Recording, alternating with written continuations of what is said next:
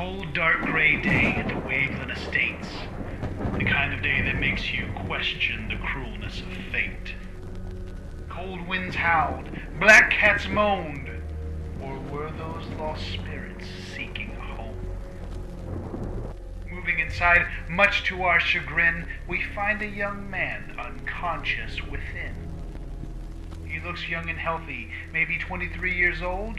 One thing's for sure, this dude is out cold. But his eyes start to flutter. Suddenly he stirs.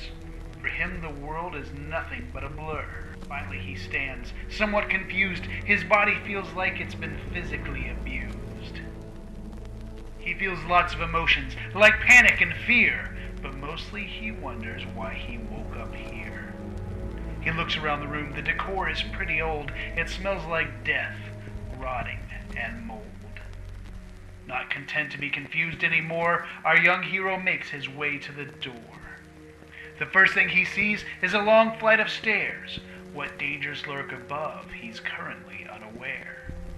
A decision must be made.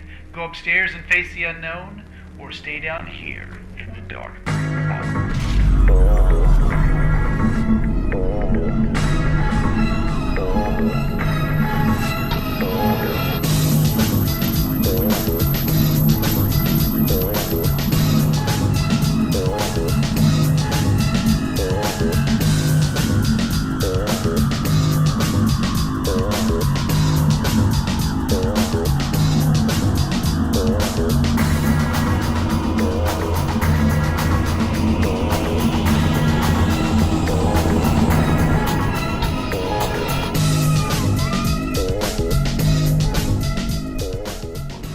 So he chose to go up the stairs, though he'd been frightened to go.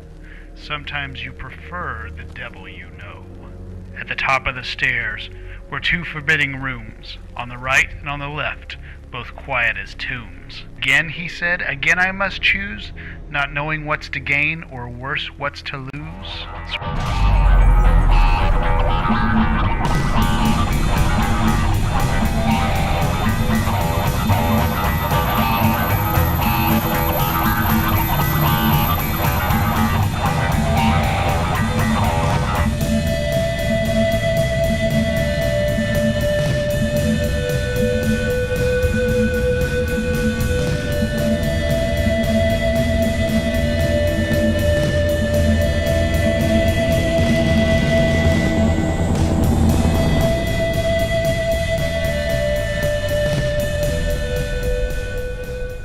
Swallowing hard, he chose the door on the right, bracing himself for some kind of fright. He looked around the room for some clue to his situation.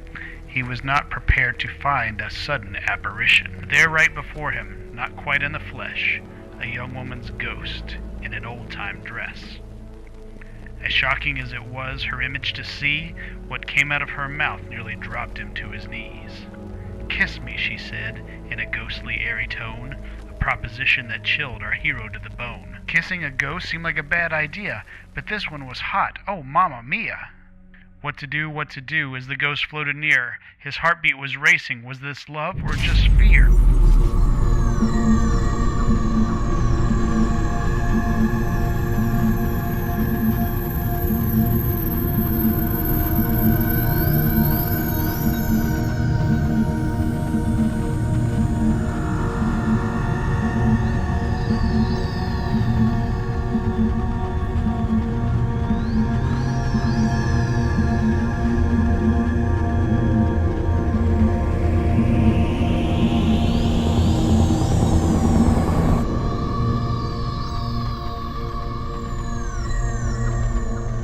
He leaned in to kiss her, his heart out of pace. His first encounter with a ghost was going to first base. The kiss was cold and airy, just as you'd expect. Then he started to notice a peculiar effect. He felt himself get weaker, his strength left his form. When kissing a ghost, he wondered, was this the norm? His skin grew tight, his color was pallid. His hesitancy to kiss her, it appears, was quite valid. He pulled himself away, and then as politely as he could, he headed for the door. And then as fast as he could, he ran for the first floor. He walked around the corner, and what did he behold? His own body double, as if fresh from the mold. Should he talk to his double and try to make contact? Or was that just a way to get him to attack?